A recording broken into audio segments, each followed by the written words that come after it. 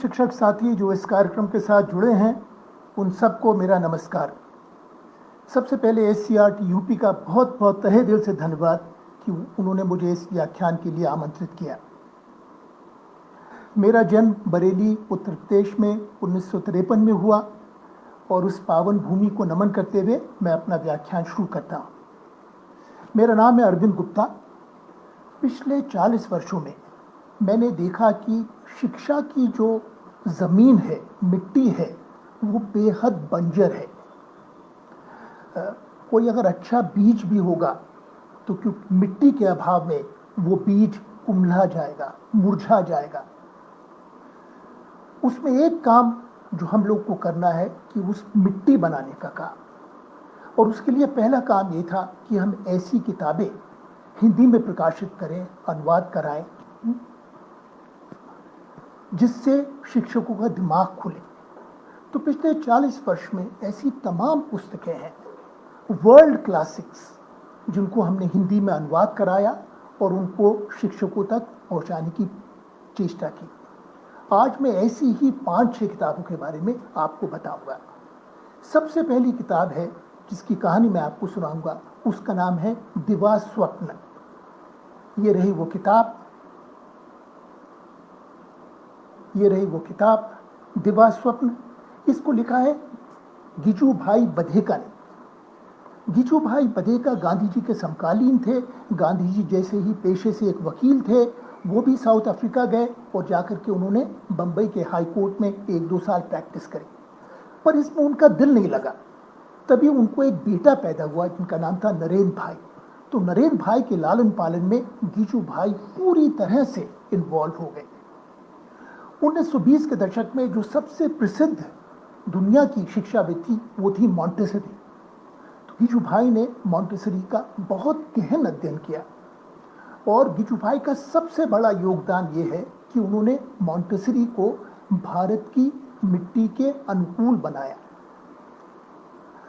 गिजू भाई ने करीब 200 किताबें लिखी, पर अगर उन्होंने सिर्फ मात्र एक दिवा स्वप्न लिखी होती तो उनका नाम दुनिया के महान शिक्षाविदों में अमर हो गया होता। दिवा स्वप्न माने दिन का सपना। ये एक काल्पनिक कहानी है। इसको नेशनल बुक ट्रस्ट ने छापा है 12 भाषाओं में, और इसका जो फोरवर्ड है, आमुख है, वो प्रसिद्ध शिक्षाविद एनसीईआरटी के भूतपूर्व डायरेक्टर कृष्ण कुमार जी ने लिखा है। अब कहानी इस तरह से शुरू होती है कि एक शिक्षक होते हैं जिनका नाम है लक्ष्मी शंकर। जो कुछ भी वो स्कूलों का आलम देख रहे हैं, उसको देख करके बेहद दुखी हैं। सब बच्चे टाई पहन करके, ड्रेस यूनिफॉर्म पहन करके स्कूल जा रहे हैं। स्कूलों में हाजिरी हो रही है, स्कूलों में प्रार्थना हो रही है। वो सबको देख करके बेहद दुखी हैं। उनका कहना है कि ये सब मात्र प्रतीक है, इसका शिक्षा से कुछ लेना देना नहीं है। वो गिजू भाई एक बहुत ही मौलिक चिंतक थे। अगर आज भी उन जैसा कोई शिक्षक होता तो उनको लोग कहते ये सिरफिरा है, ये पागल है। पर उस समय अंग्रेज़ों का राज होता है और एक अंग्रेज डिस्ट्रिक्ट एजुकेशन ऑफिसर होते हैं। तो वो गिजू भाई उनके पास जाकर के कहते हैं कि साहब ये परीक्षाएं क्यों होनी चाहिए, ये पाठ्य पुस्तक क्यों होनी चाहिए। तो वो डिस्ट्रिक्ट एजुकेशन ऑफिसर उनकी बात को बड़ी गंभीरता से लेते हैं और उनसे कहते हैं कि देखो भैया, 4th क्लास मैं तुम्हें देता हूँ और साल भर तुम उसको जाके पढ़ाओ। तुम जो चाहो पद्धति उसमें अपनाओ, मैं उसमें आड़े नहीं आऊँगा, पर देखो सत्र के अंत में बच्चों को परीक्षा ज़रूर देनी पड़ेगी, नहीं तो मेरी भी नौकरी जाएगी। अब गिजू भाई इस चुनौती को स्वीकार करते हैं और अगले दिन स्कूल जाते हैं। अब ये बिल्कुल ऑटोबायोग्राफिकल है। किताब में गिजू भाई का नाम है लक्ष्मी शंकर। लक्ष्मी शंकर ने तमाम शिक्षा पे किताबें पढ़ी हैं। शिक्षा का फलसफा क्या होना चाहिए, शिक्षा का समाजशास्त्र क्या होना चाहिए, बड़े सपने हैं। अगले दिन 4th कक्षा के अंदर जाते हैं और वहाँ देखते हैं बिल्कुल कोलाहल मचा हुआ है, बिल्कुल मच्छी बाजार जैसा माहौल है। बच्चे एक दूसरे को गाली गलौज कर रहे हैं, पत्थरबाजी कर रहे हैं। तो तब उस समय वो कहते हैं, लक्ष्मी शंकर कहते हैं कि देखो हम लोग एक शांति का खेल खेलेंगे।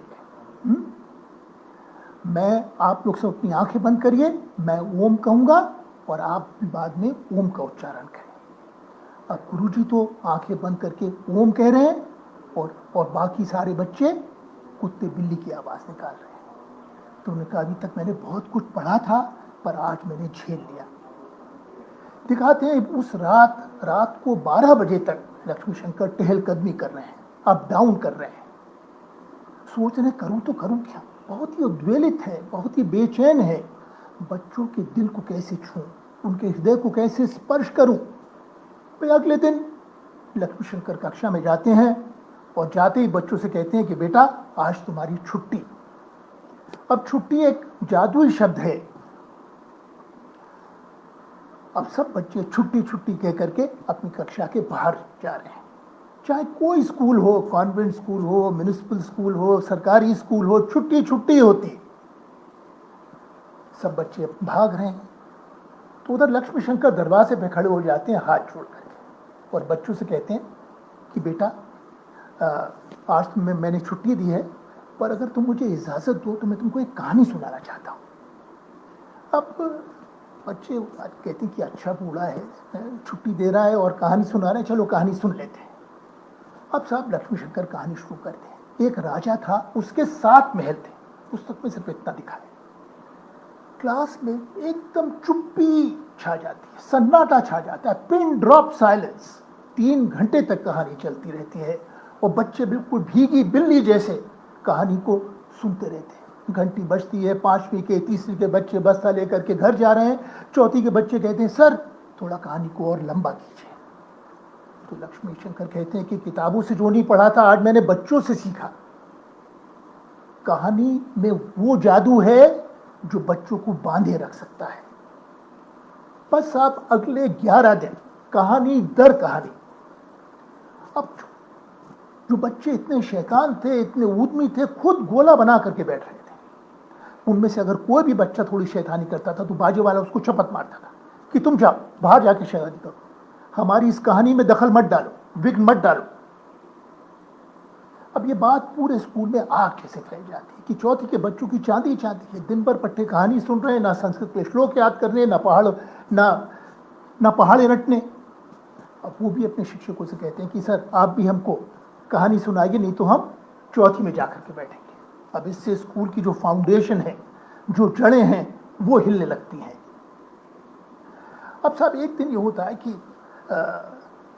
13वें दिन बच्चे फिर वही रट लगाते हैं, गुरुजी और कहानी सुनाइए और कहानी सुनाइए। तो लक्ष्मी शंकर कहते हैं कि बेटा मैंने जिंदगी में जितनी भी कहानी पढ़ी थी उस सब का खजाना तुम लोगों ने लूट लिया, मुझे और कहानी नहीं आती। तो देखो हमारे कक्षा के अंदर 50 बच्चे हैं और हर एक के पास वही गुजराती की किताब, वही संस्कृत की किताब, वही सिविक्स की किताब, वही किताबें हैं। तो भाई तौबा तौबा, तुम इस साल ये किताबें मत खरीदना, मुझे तुम 3 किताबों के पैसे देना और तुमको कहानियों में इतना आनंद आया, मैं हर बच्चे के लिए 3 सचित्र कहानी किताबें लेकर के आऊँगा। 1920 के दशक में सरकारी उबाऊ किताबों को दरकिनार करके लक्ष्मी शंकर ने एक क्लासरूम लाइब्रेरी शुरू करी। सपना, उसमें 150 पुस्तकें थीं। उनका सपना था कि मेरे बच्चे 3 नहीं 150 किताबें पढ़ें। Not the word but the world, ये बाद में एक बहुत महान शिक्षाविद ने का ये स्लोगन था। अब साहब बच्चे जो हैं जो कहानी पढ़ते थे उसके ऊपर एक मंचन करते थे, नाटक करते थे और बच्चों का सब डर तो निकल गया था तो बच्चे थोड़ा शोर भी मचाते थे। अब बाकी टीचर इसी का इंतजार कर रहे थे और उन्होंने जाकर के प्रिंसिपल से शिकायत कर दी कि साहब इनके क्लास के अंदर, लक्ष्मी शंकर की क्लास में बहुत शोर होता है, we are not able to discharge a responsibility. अब प्रिंसिपल ने उनको बहुत डांट लगाई। तो अगले दिन से लक्ष्मी शंकर ने यह करा कि बच्चे आते थे क्लास में और बाद में एक चादर लेकर के नदी किनारे चले जाते थे। पिछले दिन उन्होंने जो कहानी सुनी थी उसका मंचन करते थे, खूब जोर लगा के मंचन करते थे, वहाँ पे किसी को विघ्न नहीं पड़ने वाला था। और जब वापस आते थे तो तमाम तरह के जो प्रकृति के अंदर जो कुछ भी अलग अलग तरह की मिट्टियाँ हैं, बालुआ मिट्टी, पत्थरी मिट्टी, मेटामॉर्फिक रॉक, सेडिमेंट्री रॉक, अलग अलग पत्तों के नमूने, चुड़ियों के घोंसले, हम कहेंगे एक तरह की इन्वायरमेंटल एजुकेशन। अपने परिवेश में पाए जाने वाली चीज़ों का एक एक नमूना इकट्ठा करके लाते थे। अब साहब ये सब चलता रहता है, पूरे साल भर चलता रहता है, और बाद में वार्षिकोत्सव आता है। वार्षिकोत्सव के साथ वो एक स्कूल की परंपरा है, तमाम महीनों से उसकी तैयारी चलती है, और उसके लिए उसी डिस्ट्रिक्ट एजुकेशन ऑफिसर को आमंत्रित करा गया है, चीफ गेस्ट जैसे, जिन्होंने लक्ष्मी शंकर को अनुमति दी थी। लक्ष्मी शंकर कहते हैं मैं इसके अंदर पार्टिसिपेट नहीं करूँगा, इसमें शिरकत नहीं करूँगा, क्योंकि बच्चों के प्रति अन्याय है। जो छोटे छोटे से बच्चे अभी गुजराती भी अच्छी तरह से नहीं बोल पाते हैं, हम उनको संस्कृत के श्लोक रटाते हैं ये दिखाने के लिए कि वो कितने बड़े पंडित हैं, तो ये बच्चों के प्रति अन्याय है। खैर, जब प्रिंसिपल उनको बहुत लताड़ते हैं, बहुत डांटते हैं, तो वो राज़ी हो जाते हैं पार्टिसिपेट करने के लिए एक शर्त के ऊपर, कि जैसे 364 दिन मेरा स्कूल क्लास चला है, वैसे ही 365वें दिन मैं इसके लिए कोई भी कतरम नहीं रचूंगा। अब साहब खूब झंडे, तोरण, तुरी, बाजों के साथ में चीफ गेस्ट का स्वागत होता है। मंच के ऊपर एक लड़का आता है, संस्कृत का श्लोक पढ़ रहा है, आधा पढ़ते पढ़ते भूल जाता है, उसका चेहरा तमतमाने लगता है, चेहरे से पसीना छूटने लगता है। अब ये तमाम स्कूलों की बात है, एक स्कूल की बात नहीं है। ये सब देखते हैं, उसके बाद में उनको लक्ष्मी शंकर की क्लास में ले जाया जाता है। वहाँ पर बच्चों ने जो कल कहानी पढ़ी थी, उस पर एक नाटक रच रहे थे। पूरे साल भर बच्चों ने यही करा था। अब उनको नाटक का मर्म वो समझ गए थे कि भाई एक बार कहानी आपको समझ में आ जाए तो डायलॉग रटने की ज़रूरत नहीं है, आप उनको वहीं पर मंच के ऊपर बना सकते हैं अपना डायलॉग। तो हर बच्चे के चेहरे के ऊपर सहज और खुशी का भाव था, किसी के चेहरे पर तनाव नहीं था। उन्होंने वो नाटक पूरा देखा, और उसके बाद में एजुकेशन ऑफिसर ने वो पूरा म्यूजियम ऑफ नेचुरल हिस्ट्री का देखा। बच्चों ने अपने परिवेश से जो औषधीय पत्ते, जो चिड़ियों के घोंसले, उनके पंख, तरह तरह की मिट्टियाँ, पत्थर इकट्ठे करे थे, पूरा एक नेचुरल हिस्ट्री का म्यूजियम, उसको देखा। उन्होंने कहा यही सच्ची शिक्षा है, बाकी सब फरेब था। इसके साथ ही पर्दा गिरता है। तो आपसे अनुरोध है कि आप ये दिवस स्वप्न, ये कालजयी किताब है, ये बिल्कुल पिछले शताब्दी में भारत में की सबसे मौलिक शिक्षा की कृति है, इसको ज़रूर पढ़ें। आपको ये ऑनलाइन मेरी वेबसाइट अरविंद गुप्ता टॉयज पे आसानी से मिल जाएगी। एक और किताब की आपको कहानी सुनाऊंगा, इसका नाम है तोतो-चान। ये एक जापानी किताब है, तोतो-चान, और इसके लेखक हैं टेत्सुयो कुरियांगी। ये किताब मूलतः जापान में 1980 में आई। इस एक स्कूल के बारे में, स्कूल का नाम है तोमो, और स्कूल के प्रिंसिपल थे कोबायाशी, जिनका एक शिक्षा को लेकर के एक नायाब सपना था। उन्होंने 9 रेल के डब्बे खरीदे, पुराने रेल के डब्बे, उनके चक्के निकाल दिए, उनके पहिए निकाल दिए, तो रेल के डब्बे थे और चक्के गायब थे। ये 9 डब्बों का रेल स्कूल था, जिसका नाम था तोमो। अब ये कहानी एक छोटी सी बच्ची के बारे में है, जिसका नाम था तोतो, उसी से तोतो-चान नाम पड़ा है। बड़ी चंचल थी, बहुत शैतान थी, जैसे सभी बच्चे होते हैं बचपने के अंदर। उसकी माँ ने उसका एक स्कूल में दाखिला कराया था, और तोतो वहाँ पर जाकर के उसने एक डेस्क देखी जिस पर कब्जा लगा था, जिसको खोल सकती थी, बंद कर सकती थी, खोल सकती थी, बंद कर सकती थी। अब पूरे दिन तोतो यही करती थी। डेस्क खोली, उसके अंदर ज्योमेट्री बॉक्स रखा, फिर धम से बंद करी, फिर खोली, फिर पेंसिल निकाली, फिर धम से बंद करी, फिर खोली, फिर रबर निकाली, धम से बंद करी। अब टीचर इसको देख करके पूरी तरह से आजिज़ आ गई। उसने कहा ये बच्ची क्या कर रही है, तो हाइपर एक्टिव है। उसका नतीजा ये हुआ कि छोटी सी चंचल, चतुर, मेधावी तोतो-चान को स्कूल से बेदखल कर दिया गया, उसको निकाल दिया गया स्कूल से। और तोतो-चान की माँ बड़ी ही संवेदनशील थी, बड़ी ही समझदार थी। उन्होंने अपने बच्ची को कभी नहीं बताया कि बेटे तुम्हें स्कूल से निकाला गया है। उन्होंने बस तोतो से ये कहा कि मैं तुमको एक बेहतरीन स्कूल में ले जाऊंगी, एक बेहद अच्छे स्कूल में ले जाऊंगी।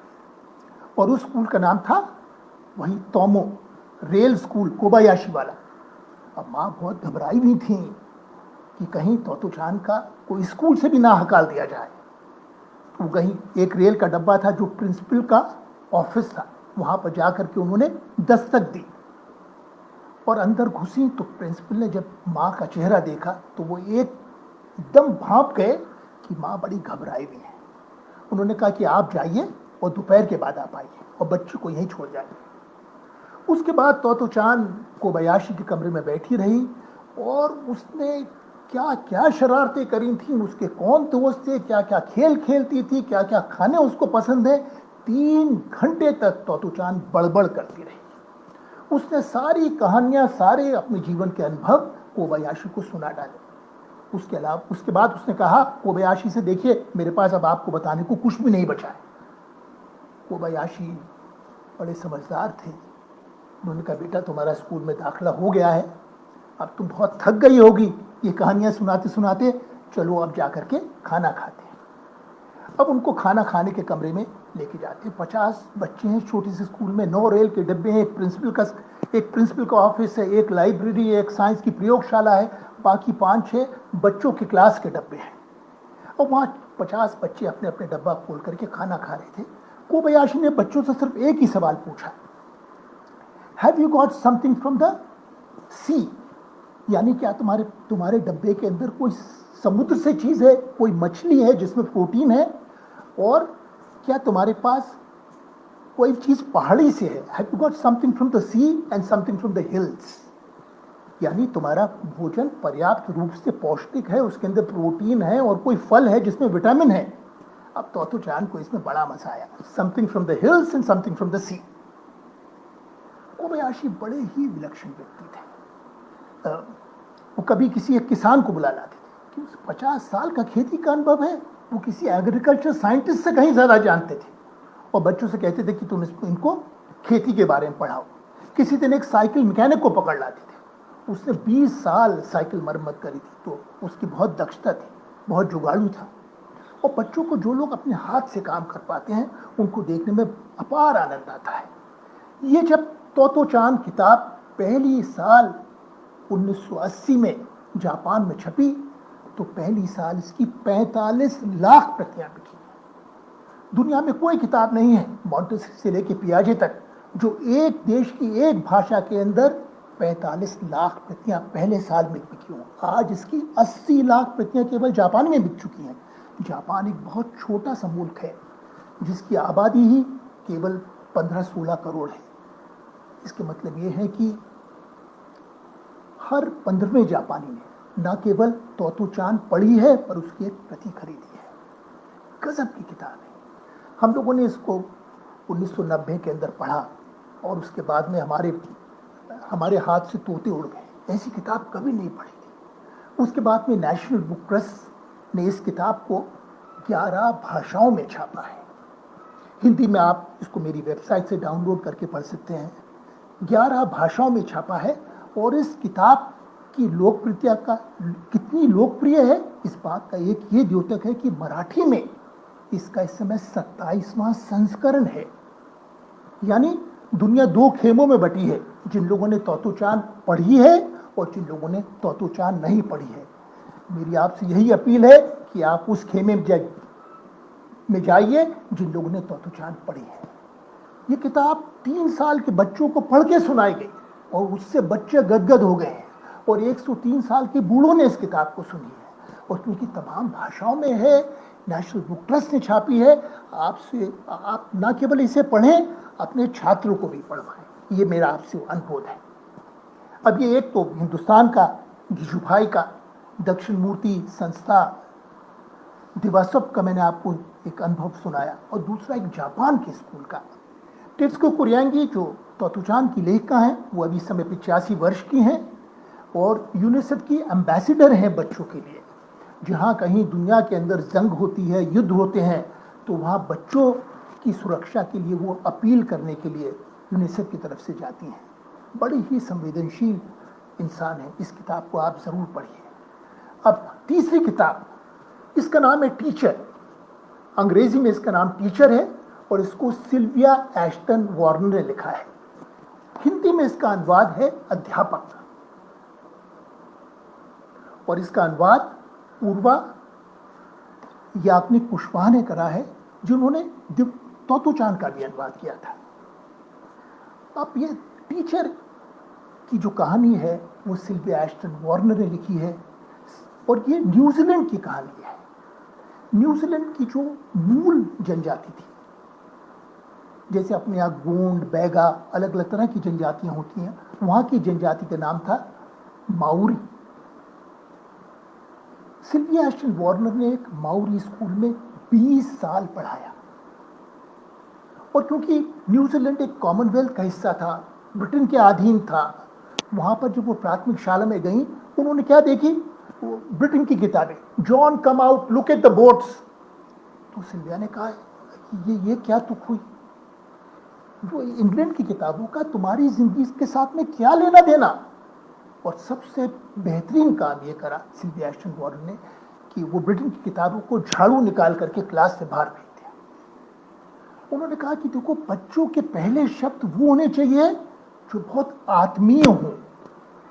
और उन्होंने एक शब्द रचा जिसका नाम था इमोटिव वर्ड्स, भावनात्मक वर्ड्स। बच्चे की जिंदगी के अंदर पहले शब्द वो होने चाहिए जो बच्चों की भावनाओं के साथ में बहुत गहराई से जुड़े हों। तो वो बच्चों से कहती थी कि बेटा, आज बताओ तुम्हें कौन सा शब्द चाहिए? कोई बच्चा कहता था कि साहब मुझे चाहिए ड्रिंक। ड्रिंक मतलब दारू। भाई दारू क्यों? क्योंकि कल उसका बाप दारू पी करके टुन्न हो करके घर आया था और उसने माँ की जम करके पिटाई लगाई थी, और ये बच्चा उसका मुक्त भोगी था। उसने उस क्रूर दृश्य को खुद देखा था, तो उसको एक ही शब्द सताया था, ड्रिंक। तो सिल्विया कहती है कि इसको मोटे कार्ड पे लिखना, DRINK, पतले कागज से मत लिखना, क्योंकि बच्चा इसके साथ में सोएगा। ये बच्चे के लिए बहुत ही एक अहम शब्द है।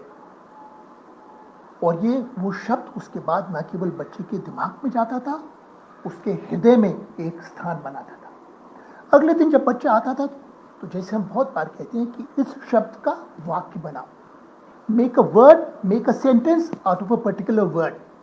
तो सिल्विया बच्चे से कहती थी, tell me the story of drink, मुझे दारू की कहानी सुनाओ। अब बच्चे क्या करते? उन्होंने जो अनुभव करा था घर के अंदर माँ को पीटते हुए, पिता माँ को पीटते हुए, तो वो कहानी बच्चे अपने शब्दों में बयां करना शुरू करते थे। और तब सिल्विया क्या करती थी? बच्चों की कहानी को, ड्रिंक की, एक चार्ट पेपर पे लिख देती थी उन्हीं के शब्दों के अंदर। अब क्योंकि ये बच्चों की खुद की अपनी कहानी थी, तो बच्चे उसको पढ़ने लगते थे, क्योंकि ये कहानी तो उनको सबसे अजीज थी, उनकी सबसे प्रिय थी। तीसरे दिन जब बच्चे आते थे तो सिल्विया कहती कि तुम इसके ऊपर कुछ चित्र बनाओ। अब बच्चों के अंदर, हर एक बच्चे के अंदर एक क्रिएटिविटी का, एक सृजना का ज्वालामुखी होता है, और वो फूट करके बाहर निकल जाता था। बच्चे अपनी ही कहानियों को इलस्ट्रेट करते थे, उनके चित्र बनाते थे। दुनिया का एक सबसे गरीब स्कूल जिसने 6 महीने में 60 इलस्ट्रेटेड प्राइमर्स बनाए, और उनकी विषय वस्तु क्या थी? उनकी विषय वस्तु थी बच्चों की जिंदगी का अपना ताना बाना। वो कैसे जीते थे, क्या खाते थे, उनकी जिंदगियों की क्या कशिश थी, क्या संघर्ष थे, ये सब इन कहानियों के अंदर प्रतिबिंबित होते थे। ये बहुत ही महान किताब है। अध्यापक, बहुत ही सरस अनुवाद है इसका। इस किताब को बाद में पूरी दुनिया भर में टीचर को इस्तेमाल करा गया। एक ब्राजील के बहुत ही क्रांतिकारी शिक्षाविद थे जिनका नाम था पॉलो फ्रेरे, जिनको हम क्रांतिकारी शिक्षक ही कह सकते हैं। 6 हफ्ते के अंदर पॉलो फ्रेरे ने ब्राजील के खेती और मजदूरों को, किसानों को, बेरोजगार नागरिकों को पढ़ना लिखना सिखाया। सिर्फ 6 हफ्ते के अंदर, सिर्फ इतना सा काम है। कोई भी सरकार नहीं चाहती कि उसके लोग पढ़े लिखे, क्योंकि फिर लोग सवाल पूछेंगे और वो सरकार फिर सत्ता में नहीं रहेगी। पॉलो फ्रेरे को ब्राजील की सरकार ने अपने गरीब लोग को पढ़ाने के लिए देश से निष्कासित कर दिया, देश से निकाल दिया। बाद में उनको स्विट्जरलैंड में पनाह मिली और उन्होंने और बहुत किताबें लिखी। पर एक पॉलो फ्रेरे ने यह सिल्विया एश्टन वार्नर की ही पद्धति को इस्तेमाल किया कि उन्होंने कहा कि ये जो हमारी वर्णमाला है, का से कबूतर, खा से खरगोश, ये सब बड़ी दोषपूर्ण है। गरीब की जिंदगी के अंदर, एक दलित की जिंदगी के अंदर शब्दों के क्या मायने, हाँ? का से कबूतर के क्या मायने, उसके लिए का से कर्ज, सा से सरस्वती नहीं, सा से सूद, भा से भूख, घा से घर। उन्होंने कहा कि जितना ही हम ज्यादा गरीबों की जिंदगी में डुबकी लगाएंगे, उतने ही हम मोती चुन करके ला पाएंगे। हमको लिए एक ऐसी वर्णमाला रचें जिसका उनकी जिंदगी से कोई सरोकार हो, तभी वो सोचेंगे, तभी उनको समझ में आएगा कि हाँ, ये तो हमारी अपनी कहानी है, और वो उसको पढ़ने के लिए प्रेरित होंगे। तो एक बहुत ही क्रांतिकारी लोगों ने इस पद्धति का खूब इस्तेमाल किया, टीचर का। ये बिल्कुल कहते हैं जिसको एक जीवन बदलने वाली एक कहानी है कि हम किस तरह से बच्चों को भाषा पढ़ाएं। उन्होंने कहा कि इस तरह से ऊपर से पलस्तर मत करो, ये सारा पलस्तर निकल जाएगा, ढह जाएगा। बच्चे के अंदर एक ज्वालामुखी है। जब कोई बच्चा स्कूल आता है, हमारे पास बच्चे की बातें सुनने के लिए ना समय है और ना ही हम उसको कोई स्थान देते हैं, कोई महत्व देते हैं। हम अपनी ये जो घिसी पिटी परिपाटी है वो बच्चे के ऊपर लीपा पोती करते रहते हैं, और ये सब ऊपर से लीपा पोती करा हुआ पलस्तर सब निकल जाएगा। बच्चों के जो खुद के अपने जीवंत अनुभव है, उनके ऊपर इस मकान को बनाओ ना, तभी वो पुख्ता मकान बनेगा। बहुत ही सुंदर किताब है टीचर, अध्यापक सिल्विया एश्टन वार्नर की। तो 3 किताबें। दिवा स्वप्न अपने देश का पिछली शताब्दी का सबसे महत्वपूर्ण मौलिक कृति दिवा स्वप्न है। उसके बाद में तोतो-चान, जो कि जापान का एक सबसे नायाब, एक वर्ल्ड क्लासिक है, और ये बिल्कुल एक कहानी के रूप में लिखी गई है। ये कोई शैक्षणिक टोम नहीं है, बिल्कुल उबाऊ ढंग से लिखा हुआ, जिसको पढ़ने का मन नहीं करता। आज अगर 27वां संस्करण है इस किताब का मराठी के अंदर, तो बड़ी बड़ी जानदार किताब है।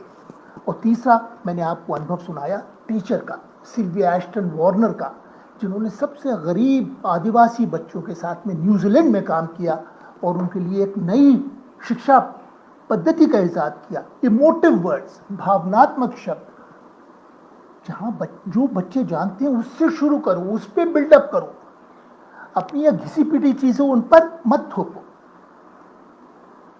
अब मैं अब चौथी किताब के ऊपर आता हूं, और इसका नाम है समर हिल। समर हिल दरअसल एक स्कूल का नाम है इंग्लैंड के अंदर, लीस्टर में स्कूल है। 1920 में 21 में इस स्कूल की स्थापना हुई थी, और अब 2020 चल रहा है। इस स्कूल को 100 बरस हो चुके हैं, इस साल पूरे हुए, और इसको लिखा है A.S. नील ने। इस किताब को भी पूर्वा याज्ञनिक कुशवाहा ने अनुवाद किया है। बेहद सरस अनुवाद है। नील का बड़ा सपना था। वो कहा, देखिए, लोग बड़े होकर के जंग क्यों करते हैं, युद्ध क्यों करते हैं? क्योंकि उनका बचपना बहुत दुखी बीता होता है। उन्होंने बचपन में कुछ यातनाएं झेली होंगी, बहुत ताने झेले होंगे, तभी वो बहुत दुखी होंगे और तभी ये काम करते हैं। तो उनका ये था कि to have a happy childhood, कि बच्चे एक ऐसा स्कूल हो जहाँ पर बच्चे अपने बचपने को जी सकें, और जहाँ पर बड़े अपनी मान्यताएं उनके ऊपर ना थोपे। तो उन्होंने 1920 में ये स्कूल शुरू करा, समर हिल। इस स्कूल में बहुत कम बच्चे हैं, 60, 70, 80 से ज़्यादा बच्चे कभी नहीं हुए। इसका एक द्योतक ये है कि पिछले 100 बरस में समर हिल से कितने बच्चे पास आउट होके निकले हैं? करीब 1000 से ज़्यादा नहीं, क्योंकि हर साल ये स्कूल, छोटा सा स्कूल, 10 बच्चे लेता है। पर इसमें का जो शैक्षणिक योगदान है वो बेहद महत्वपूर्ण है, एकदम वर्ल्ड क्लास है। दुनिया में जिन लोगों की भी मुक्ति के अंदर, आज़ादी के अंदर, स्वतंत्रता में जिनका विश्वास है, वो चाहते हैं कि उनके बच्चे समर हिल में पढ़ें। और नील के बाद, नील का 35 साल पहले देहांत हो गया। उसके बाद से उनकी बेटी जो रेडहेड स्कूल को चलाती है। हमने बहुत कोशिश करी, उनको लिखे, बहुत पत्र लिखे जो रेडहेड को, कि आपके पिता की ये बहुत ही एक महत्वपूर्ण किताब है, हम चाहते हैं कि इसका हिंदी में अनुवाद हो और ये हमारे हिंदी भाषी शिक्षकों तक पहुँचे। और वो भी एक एक्टिविस्ट जैसी है। उन्होंने इसकी हमको निःशुल्क अनुमति दी कि आप अनुवाद करा करके मेरे पिता की किताब को टीचरों तक पहुँचाएं। इसी तरह से ये समरहिल किताब आई, इसको एकलव्य ने भोपाल से छापा है और ये बहुत बड़ा काम है, क्योंकि इस तरह की किताबों को शिक्षकों के बीच में लाना असल में मिट्टी बनाने का काम है। रोज एक मुट्ठी मिट्टी, क्योंकि जब तक मिट्टी नहीं होगी तब तक कभी भी हमको बाहर नहीं आएगी, कभी अच्छे फूल नहीं खिलेंगे अगर मिट्टी नहीं होगी। तो हमारा काम है मिट्टी बनाने का काम। अब समरहिल कैसा स्कूल है? बच्चों की मुक्तता, बच्चों की स्वतंत्रता में विश्वास रखता है। 2 ही तरह के नियम है स्कूल के अंदर। पहला तो कि छोटे बच्चों को किसी तरह की चोट न लगे, उनके शरीर को कहीं चोट न लगे, तो उसके लिए नियम है कि इसको मत छुओ, इसको मत छुओ। दूसरे सारे नियम।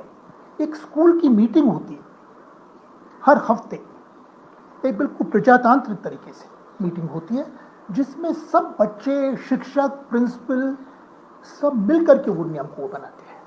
ऐसा नहीं कि प्रिंसिपल साहब ने नियम बना दिया और सबको लागू करना है। उसमें अक्सर नील का भी एक वोट होता था और प्राथमिक शाला के बच्चे का भी एक वोट। और कई बार अगर नील किसी नियम को प्रस्तावित करते थे तो छोटे बच्चे उसको रिजेक्ट कर देते थे, उसको खारिज कर देते थे। तो इस तरह का प्रजातांत्रिक स्कूल है। बहुत ही अनूठा स्कूल है। बच्चे खुद तय कर सकते हैं कि वो कौन सा विषय पढ़ेंगे और किस शिक्षक से पढ़ेंगे। हमारे यहाँ किस बच्चे को इस तरह की आज़ादी है? क्योंकि बच्चे जब किसी चीज़ को सीखना चाहते हैं खुद अपने दिल से, तो वो उसमें अपना कलेजा उड़ेल देते हैं, दिलो जान से उसमें कोशिश करते हैं और बाद में ज़रूर सफल होते हैं, क्योंकि उसमें उन्होंने पूरा दिल उड़ेला होता है। पर हमारे यहाँ हर तरह का विषय हर बच्चे को पढ़ना पड़ता है। इसलिए बच्चे की जिस चीज़ में नैसर्गिक प्रतिभा है वो उसको हम बहुत आगे नहीं बढ़ा पाते। स्कूल में यह था कि किसी बच्चों को, एक बच्चा, मैं आपको एक कहानी सुनाता साहब, जिससे आपको स्कूल की कुछ एक जायका आएगा किस तरह का स्कूल था। एक 10 साल का बच्चा था, उसको पहले 2-3 स्कूलों से निकाला गया था। ही वॉज आउटस्टेड, निष्कासित किया गया था कि भाई हाइपर एक्टिव है, या तमाम तमगे लगा देते हैं स्कूल। अब इस बच्चे ने अपने पिता से कहा कि देखिए मैं बहुत स्कूलों को झेल चुका हूं, मुझे किसी स्कूल में नहीं जाना। पर उसका पिता उसका हाथ खींच करके उसको समरहिल लेकर के आया। अब बच्चे को बिल्कुल नापसंद था, बच्चा बेहद गुस्से में था, तैश में था। जैसी वो समरहिल के मालिक नील से मिला तो बच्चे ने एक पत्थर उठाया जमीन से, पत्थर लेकर के निशाना ताक करके एक कांच फोड़ा। स्कूल का मालिक नील उस सबको देख रहा था। उसने कुछ नहीं कहा, कोई उपदेश नहीं, कोई शिक्षा नहीं। बच्चे के अंदर बहुत रोष था, बहुत तैश था। एक एक करके 8 खिड़कियों के कांच उस बच्चे ने फोड़े। अब वो 10 साल का बच्चा था, नन्ही सी जान थी। उसके बाद में वो बच्चा खुद पसीना पसीना हो गया, पसीने से लथपथ हो गया। इस बीच नील ने एक शब्द उस बच्चे से नहीं कहा, ना उसको रोका, ना उसको कोई उपदेश दिया, कोई सरमन नहीं दिया उसको। जब बच्चा थोड़ा शांत हो गया तो नील ने खुद एक पत्थर उठाया और एक 9वां कांच उसने खुद फोड़ा। इसके पीछे का संदेश एक छोटा संदेश था, be on the side of the child. Management की तरफदारी मत करो, पालकों की तरफदारी मत करो, टीचर की तरफदारी मत करो। अगर किसी को करनी है तो बच्चे की तरफदारी करो। ये इसका संदेश था। अब जैसे मैंने आपसे पहले अर्ज किया कि बच्चे ये तय कर सकते थे वो कक्षा में जाएं या ना जाएं। अक्सर कक्षाएं इतनी उबाऊ होती हैं, बच्चों का मन नहीं करता वहां जाने का। पर हर स्कूल में बच्चों को बैठना पड़ता है, उसको झेलना पड़ता है। पर यहाँ पे बच्चों को स्वतंत्रता थी। एक और लड़की की कहानी है जिसकी पढ़ाई लिखाई में बिल्कुल रुचि नहीं थी, पर वो हाथ से काम में बहुत कुशल था। एक उसको कहेंगे एक बिल्कुल ग्रीन फिंगर्स, एक बिल्कुल एक बॉर्न मिस्त्री, एक जन्मजात जो एक जुगाड़ू, एक मिस्त्री जैसा हो। अब नील खुद एक बहुत ही कुशल मैकेनिक थे। उनकी एक वर्कशॉप थी जिसके अंदर खराद थी, बहुत सारे टूल टाल थे वहाँ पर। तो नील ने उसको आज़ादी देती थी कि बेटा तुम ठीक है, तुम्हारी कक्षा में रुचि नहीं है, ये ABCD पढ़ने में रुचि नहीं है, किताबें पढ़ने में रुचि नहीं है, गणित पढ़ने में रुचि नहीं है, ये मुझे मान्य है। तुम जाओ और जाके वर्कशॉप में काम करो। अब ये 11 बरस बच्चा समरहिल में रहा, एक कभी किसी कक्षा में नहीं गया, और ये नील को मान था, उस स्कूल को मान था, और वो वर्कशॉप में अपने कारीगिरी सीखता रहा और बाद में बेहद एक कुशल मैकेनिक बन गया, बिल्कुल हाथ से दक्ष, एकदम दक्ष। और स्कूल से निकलने के बाद में, क्योंकि वो इतना स्किल्ड मैकेनिक था, तो उसको एक फैक्ट्री के अंदर नौकरी मिल गई। वहां पर भी वो तरक्की करता रहा। अब साहब स्कूल छोड़ने के 4-5 साल बाद एक दिन इस लड़कियों को एक मैनुअल पढ़ना था। मैनुअल मतलब कुछ एक इंस्ट्रक्शन, निर्देशों की किताब है कि साहब आप ये करेंगे तो इस तरह से बना पाएंगे। पर उसने पाया कि वो तो पढ़ना लिखना जानता ही नहीं था, अब क्या करे। पर उसको वो पढ़ना बेहद ज़रूरी था, क्योंकि वो कुछ बनाना चाहता था। तो उसने कहा कोई बात नहीं। अगले 3 महीने में उसने खुद मेहनत करके पढ़ना लिखना सीख लिया उस लड़के ने, और उस मैनुअल को पढ़ पाया, और उसके निर्देशों को फॉलो करके वो जो प्रोजेक्ट करना चाहता था उसने पूरा किया। अब ये हमको यही दिखाता है कि जब बच्चे किसी चीज़ को करना चाहते हैं खुद, अपने आप, थोपा नहीं, ऊपर से जोर ज़बरदस्ती नहीं, तो वो उसको ज़रूर कर पाते हैं, क्योंकि वो अपना उसमें दिलो दिमाग लगाते हैं, पूरी पूरी शिद्दत के साथ उसको करते हैं, और उसमें ज़रूर सफल होते हैं। समरहिल एक बहुत ही नायाब एक तरह का स्कूल है, 100 साल का स्कूल, और इसके निकले हुए बच्चे कहाँ काम करते हैं। कुछ अपने आप, कुछ कैम्ब्रिज और ऑक्सफोर्ड में गणितज्ञ हैं, कुछ साइंटिस्ट हैं, कुछ बच्चों की किताबें लिखते हैं कि उन्होंने, किसी ने नृत्य में कुछ अंतर्राष्ट्रीय ख्याति प्राप्त करी है, किसी ने संगीत में ख्याति प्राप्त की है। तो सिर्फ 1000 बच्चे इस छोटे से स्कूल से निकले हैं, और उसका शैक्षणिक योगदान बेहद ही महत्वपूर्ण रहा है, खास करके ऐसे लोग के लिए जो बच्चों की स्वतंत्रता और एक प्रजातांत्रिक तरीके में जिनका विश्वास है, उनके लिए ये बिल्कुल एक जीवन बदलने वाली किताब है। शिक्षा के ऊपर आपका जो नज़रिया है, अगर वो कोई किताब बदल सकती है तो वो है समरहिल। इसको आप मेरी वेबसाइट अरविंद गुप्ता टॉयज से डाउनलोड कर सकते हैं।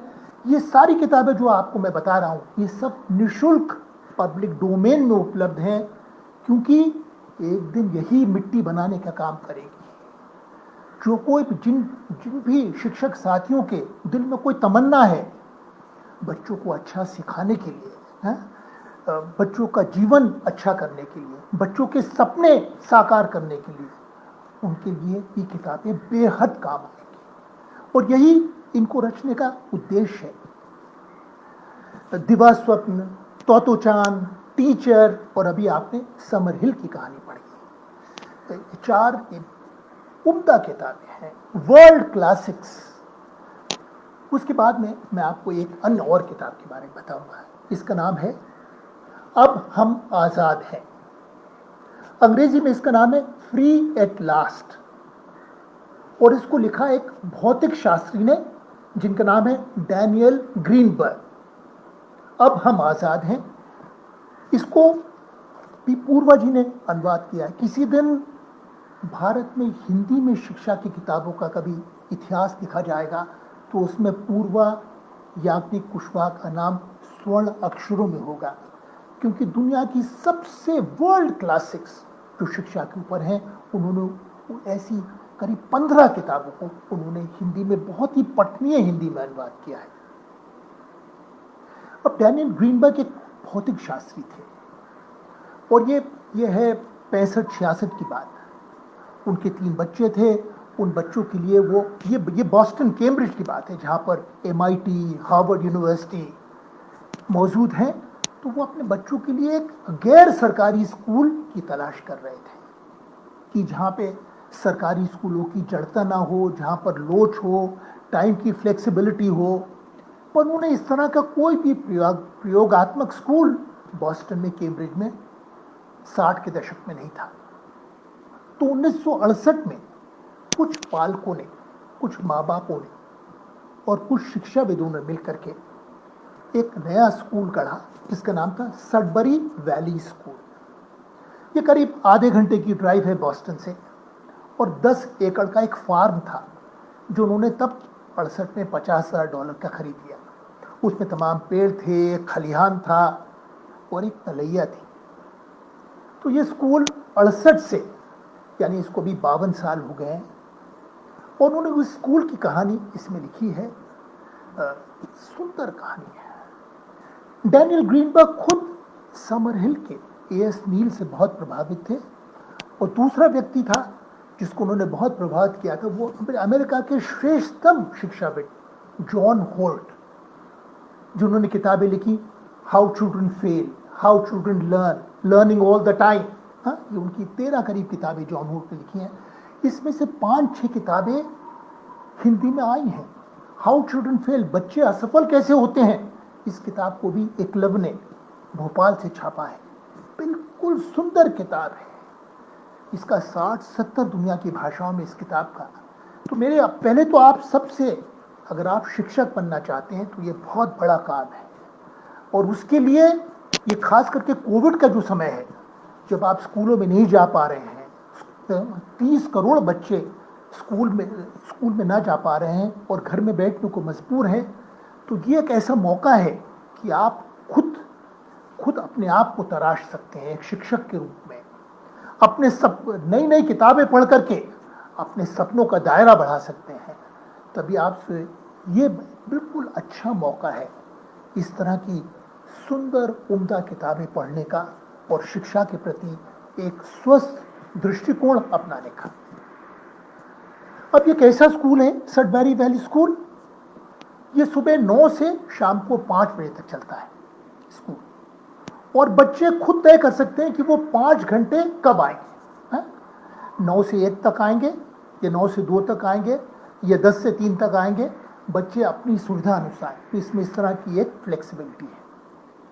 दूसरा, स्कूल का ये मानना है कि स्कूल के अंदर हर एक कक्षा के अंदर किताबें हैं, संगीत के वाद्य यंत्र हैं, एक प्रयोगशाला है, विज्ञान की लाइब्रेरी है, टीचर भी हैं, इस तरह की सारी सुविधाएं स्कूल के अंदर। पर स्कूल का मानना है इसमें 2 चीजें गायब हैं। कोई भी पाठ्यक्रम नहीं है स्कूल के अंदर, और कोई टाइम टेबल नहीं है। बच्चे आते हैं यहाँ पर स्कूल के अंदर और खुद तय करते हैं कि वो उस दिन क्या करेंगे। क्या वो वर्कशॉप में जाकर के बढ़ईगिरी करेंगे, क्या वो साइंस की प्रयोगशाला में जाकर के ऑक्सीजन बनाएंगे, या कुछ क्रिस्टल बनाएंगे, या वो लाइब्रेरी में जाकर के पढ़ेंगे, या वो फिर बाहर जाकर के फ्रिस्बी या क्रिकेट खेलेंगे मैदान में जाकर के, या अपना डब्बा खोल करके अपनी सैंडविच खाएंगे, या पेड़ों पे चढ़ेंगे, या फिर तलैया में मछली निहारेंगे। ये पूरी छूट है बच्चों को कि पूरे दिन 5 घंटे क्या करेंगे। कोई टाइम टेबल नहीं है, कोई पाठ्यक्रम, कोई करिकुलम नहीं है जो उनको अपनाना है। बड़ा अजीब सा स्कूल है। शिक्षक हैं, पर शिक्षकों को एक हिदायत, वार्निंग दी गई है कि जब तक बच्चे आपसे कुछ न पूछें आप उनको कुछ नहीं सिखाएंगे। क्योंकि उनकी मान्यता है कि हर बच्चा एक बॉर्न लर्नर है, उसके अंदर बहुत प्रबल इच्छा होती है खुद सीखने की। ये उनके अंदर एक जन्मजात इच्छा है बच्चों के अंदर सीखने की, और अगर उसको हम मौका देंगे तो वो बहुत आगे बढ़ेगी, उनको बहुत आगे लेकर के जाएगी। स्कूल का एक दो कहानियाँ ऐसी हैं। एक लड़का है जो एक वाद्य यंत्र बजाता है, चेलो, स्ट्रिंग का, डोरियों का, तारों का वाद्य यंत्र, जैसे हमारे सितार, वीणा होती है, चेलो। अब उसकी चेलो बजाने के अंदर बस वही रुचि है। स्कूल आता है और 5 घंटे बस चेलो बजाता है। अब हो सकता है कुछ बच्चों को उससे नाराजगी भी हो, कुछ डिस्टर्बेंस होता हो, तो स्कूल ने कहा है कि देखो भैया, हमारे नीचे एक तहखाना है, एक अंडरग्राउंड एक सेलर है, आप वहाँ जाइए। तो ये बच्चा रोज आता है और 5 घंटे तहखाने में बैठ करके बस चेलो की प्रैक्टिस करता है, उसका अभ्यास करता है। एक दिन महान चेलो वादक बनेगा। स्कूल की एक और छोटी सी घटना बताता हूँ आपको। एक लड़का है जिसका नाम है डैन, अभी करीब 12 साल का है, और स्कूल में एक छोटी सी तलैया है। पिछले 4 साल से डैन सडबरी वैली स्कूल में जा रहा है, और वो जाने के बाद में वहाँ तलैया पे जाता है और तलैया पे खड़े होकर के पूरे दिन भर मछलियों को निहारता है और मछलियाँ पकड़ता है। कोई किताब नहीं पढ़नी, कोई साइंस का एक्सपेरिमेंट नहीं करना, कोई वाद्य यंत्र नहीं सीखना, कोई लेक्चर नहीं सुनना, किसी में उसकी रुचि नहीं। उसकी रुचि सिर्फ मछली निहारने में है। और वो घर बहुत खुश होकर के जाता है, उसकी माँ बहुत खुश होती है अक्सर, और उसके बाप का नाम है, पिता का नाम है जॉन, जो बहुत ही नाखुश है कि 4 साल से जा रहा है, इसने किताब का पन्ना पलट के नहीं देखा इसने, है? और वो बहुत ही दुखी हैं उसके बाप। और एक दिन वो डैनियल ग्रीनबर्ग से मिलने के लिए चले आते हैं, और जब जॉन को देखते हैं डैन ग्रीनबर्ग, तो उनके चेहरे की हवाइयाँ देखकर वो समझ जाते हैं कि पिता बड़े ही चिंतित हैं। और वो डैन ग्रीनबर्ग लड़के के पिता से कहते हैं कि भैया, मैंने तो इससे नहीं कहा कि तुम मछलियाँ निहारो। ये अपनी ही मर्जी से, स्वप्रेरणा से दिन भर 4-5 घंटे मछलियाँ देखता रहता है, और उसने उन मछलियों को इतनी बारीकी से देखा है, उसको एक एक प्रजाति का नाम मालूम है, वो कैसे प्रजनन करती हैं, वो क्या खाती हैं, क्या उनका मेटिंग सीजन है? वो बहुत कुछ मछलियों के बारे में जानता है। इतनी गहरी जानकारी है कि मुझे लगता है कि 12 साल का अमेरिका में कोई बच्चा नहीं है जो मछलियों के बारे में इतना जानता हो जितना आपका ये बच्चा जानता है। मुझे इस बात की भी उम्मीद है, शायद एक दिन वो जाकर के पीएचडी करे, कोई बहुत मौलिक शोध कार्य करेगा मछलियों के ऊपर। मुझे इस बात की बहुत उम्मीद है इस लड़के के साथ। अब जब उस लड़के के पिता डैनियल ग्रीनबर्ग की ये बातें सुनते हैं तो वो थोड़े से आश्वस्त होते हैं और अपने घर चले आते हैं।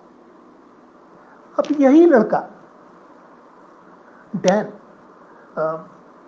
3 साल के बाद में उसकी जो भयंकर रुचि थी मछलियों के अंदर, वही रुचि ट्रांसफर होकर के कंप्यूटर्स में चली जाती है। अब कंप्यूटर्स में वो पूरी तरह से रम गया है, उसी शिद्दत के साथ में, उसी लगन के साथ में वो कंप्यूटर्स के बारे में सीख रहा है।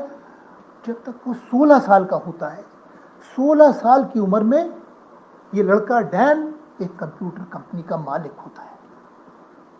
और ये तभी संभव हो पाया क्योंकि स्कूल ने उसको वो छूट दी। अगर उस पर इस तरह से अंकुश कसे रहते, उस पर लगाम कसे रहते, तो कभी भी उसकी इस तरह की प्रतिभा नहीं निखरती। तो बहुत नायाब किताब है। अब हम आज़ाद हैं, Sudbury valley school, Daniel Greenberg. ये हिंदी में है, आप इसको जरूर पढ़िए, आपसे यही मेरी इच्छा है। अब एक अंत में मैं आपको एक और किताब के बारे में बताऊंगा, और मेरी सबसे प्रिय किताब है जिसको मैंने सबसे अंत के लिए रखा है। इसका नाम है नील बाग के डेविड। आप इस चित्र को यहाँ देख सकते हैं, नील बाग के डेविड इसका नाम है। नील बाग एक स्कूल का नाम था जिसको डेविड चलाते थे। डेविड यानी डेविड हॉसब्रो एक अंग्रेज थे जो 1943 में बिल्कुल द्वितीय महायुद्ध के समय रॉयल एयरफोर्स से भारत आए थे, और उनकी पोस्टिंग हुई थी जो आज बांग्लादेश में चिटगांव में उनकी पोस्टिंग हुई थी। वहाँ पर अभी पूर्वी बंगाल में बहुत सारे पोखर हैं, छोटे छोटे से गांव हैं। तो वो एक गांव में थे जहाँ पर 4-6 मकान थे, 2-3 मुसलमानों के मकान थे, 2-3 हिंदुओं के मकान थे, पोखर था और सब धान की फसल थी। तो वो शांत वातावरण देख करके डेविड हॉसब्रो बेहद प्रभावित हुए। उन्होंने कहा मैं यही करना चाहता हूँ, मैं एक स्कूल मास्टर बनना चाहता हूँ। इंग्लैंड वापस गए, वहाँ पर उन्होंने संस्कृत का अध्ययन किया, उर्दू का अध्ययन किया। अंग्रेज होते ही अंग्रेजी अच्छी जानते थे, और बाद में वापस आए और ब्रिटिश काउंसिल के साथ में काम किया। वो जिड्डू कृष्णमूर्ति, जिनके कृष्णमूर्ति स्कूल हैं, उनके फलसफे से बहुत प्रभावित थे। तो कुछ वर्ष उन्होंने ऋषि वैली स्कूल, जो कृष्णमूर्ति का स्कूल है, उसमें जाके पढ़ाया। पर वो जल्दी समझ गए कि ये कृष्णमूर्ति का जो ऋषि वैली स्कूल है ये रईस बच्चों के लिए है। बम्बई, पूना, दिल्ली के बच्चे वहाँ पे जाते हैं, गरीब बच्चों के लिए नहीं है। तो उन्होंने ऋषि वैली से ही करीब 30 किलोमीटर दूर और बेंगलोर से 100 किलोमीटर दूर 9 एकड़ ज़मीन खरीदी और वहाँ पर नील बाग की स्थापना करी 1972 में। और बिल्डिंगें कैसे बनाई? एक अंग्रेज आर्किटेक्ट थे जिनका नाम था लॉरी बेकर। लखनऊ में एक लिटरेसी हाउस है जिसको वेल्टी फिशर जी ने शुरू करा था, जिसका डिज़ाइन लॉरी बेकर ने किया था। जो लोग आप लखनऊ में कभी जाते हो तो वहाँ पर एक ही तीर्थ स्थल है, एक ही अच्छी इमारत है देखने लायक, वो है लिटरेसी हाउस। उसका आर्किटेक्चर बहुत महत्वपूर्ण आर्किटेक्चर है। तो लॉरी बेकर ने उनकी मदद करी, उन्होंने वो छोटा सा स्कूल बनाया। अब ये स्कूल छोटा सा स्कूल था, 50-60 बच्चे और सब आसपास के गांव के बच्चे आते थे। हाँ? और इन बच्चों के माँ बाप क्या करते थे? ज़्यादातर भूमिहीन किसान थे, मजदूर थे, इसमें कोई पैसे वाला नहीं था। सबसे गरीब दलित बच्चे आते थे जिनके घर में कोई पढ़ाई का माहौल नहीं था। अब आप पूछेंगे कि स्कूल कैसे चलता था? अब डेविड हॉसब्रो प्रतिभा के बेहद धनी थे।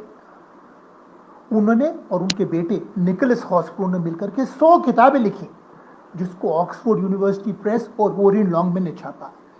इन किताबों से लाखों में उनको रॉयल्टी मिलती थी। तो वो किसी विदेशी एड एजेंसी, किसी सरकारी अनुदान के अधीन नहीं थे, कि मुहताज नहीं थे। वो अपने खुद के राजा थे और अपने सपनों का स्कूल चलाना चाहते थे। अब स्कूल में पहली बात ये थी, स्कूल की चाबी उन गांव के बच्चों के हाथ में होती थी। मतलब एक तरह से वो गांव के बच्चे स्कूल के मालिक थे। वही आकर के सुबह को स्कूल का ताला खोलते थे और जाते समय स्कूल का ताला बंद करते थे। चाबी बच्चों के हाथ में होती थी। डेविड हॉसब्रो के पास नहीं थी। शैक्षणिक प्रणाली, डेविड के बहुत सपने थे। एक बड़ा हॉल था। मैं बहुत ही खुशनसीब हूँ कि मुझे 3 बार उस स्कूल में जाने का मौका मिला और उस स्कूल की छाप आज भी मेरे जहन में बहुत गहराई से अंकित है और उसकी खुशबू बहुत अंकित है। एक लंबा सा हॉल था और जिसमें एक दीवार के ऊपर पत्थर की अलमारियां, खुली अलमारियां थी, जिसमें 1 से 10वीं कक्षा की सभी किताबें थी और बहुत सारी सप्लीमेंट्री किताबें थी, कहानियों की किताबें थी, अद्भुत। और तमाम तरह की टीचिंग एड्स थी, लर्निंग एड्स थी, जिनको शिक्षकों और बच्चों ने खुद मिलकर के बनाया था। अब उस पूरे बड़े हॉल के अंदर 50 बच्चे होते थे, 1ली से 10वीं तक के बच्चे, सब एक हॉल के अंदर। ये 1ली कक्षा, ये 2री कक्षा, ये 3री कक्षा, ये एक अवधारणा ही नहीं।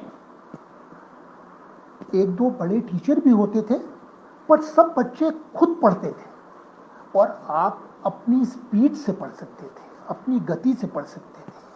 और जिस आप एक साथ में 3री की तेलुगु, 5वीं की कन्नड़ और 8वीं की गणित पढ़ सकते थे। वो आपको अलाउड था। आपने 3री की तेलुगु खत्म करी, 4थी किताब उठा लाए। अगर वहीं पे कहीं पर आप को मुश्किल आई तो आपने एक बच्चे से पूछ लिया जिसने अभी वो किताब खत्म करी थी।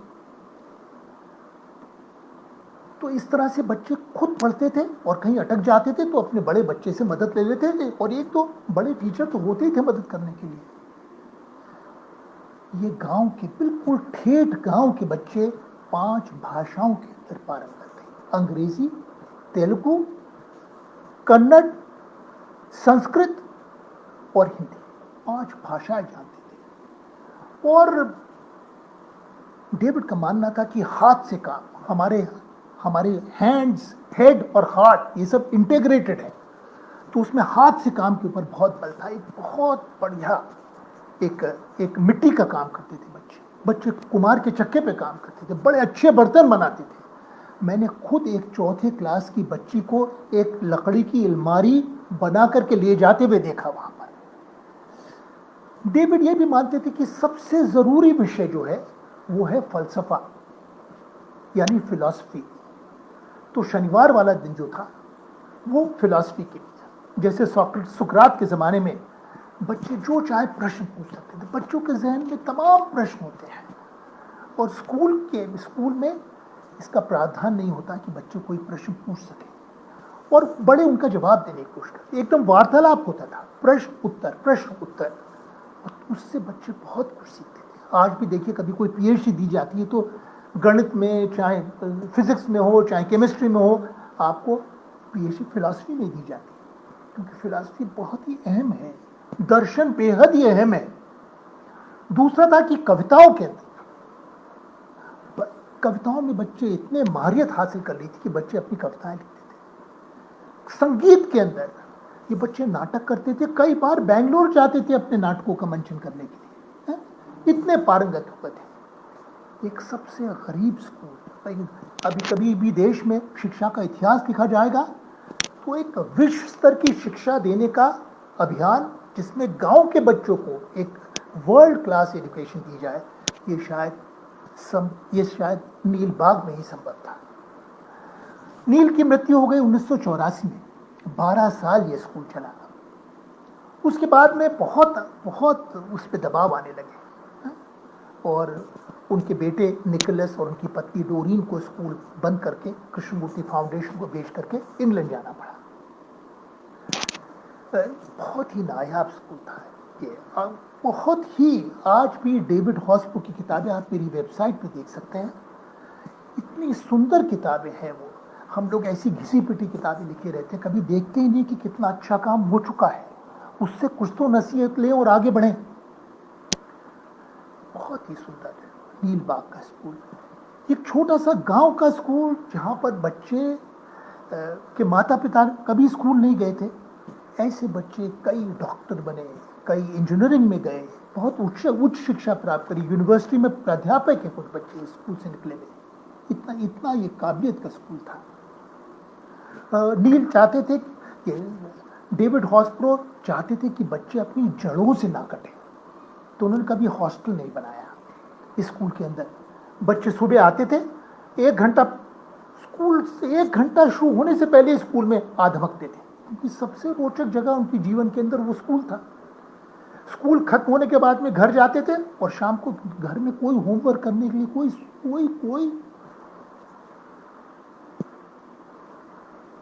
कोई भी प्रावधान नहीं था, तो बच्चे स्कूल वापस आते थे और खुद अपना होमवर्क करते थे।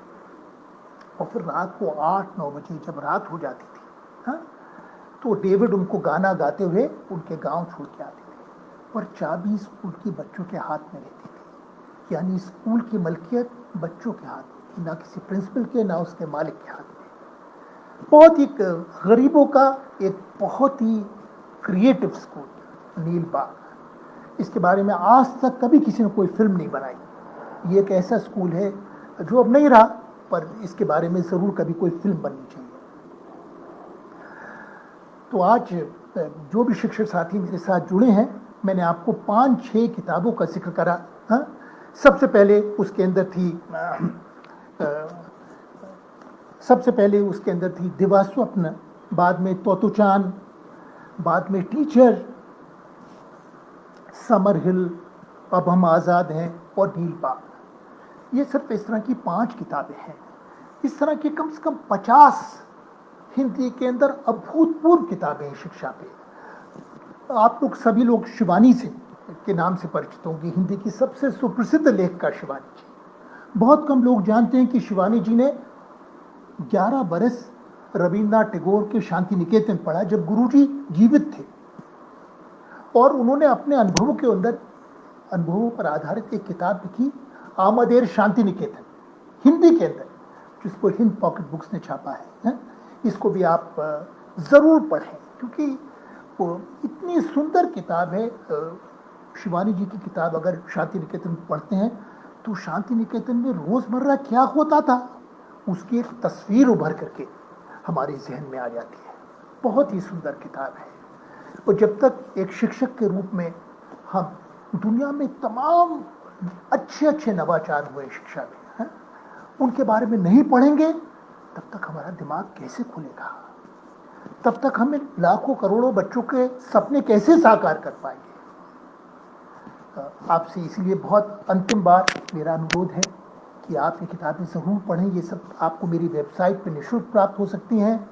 और अंत में SCERT का भी बहुत बहुत धन्यवाद कि उन्होंने मुझे मौका दिया इस व्याख्यान को देने का। उनका बहुत हार्दिक धन्यवाद। नमस्कार।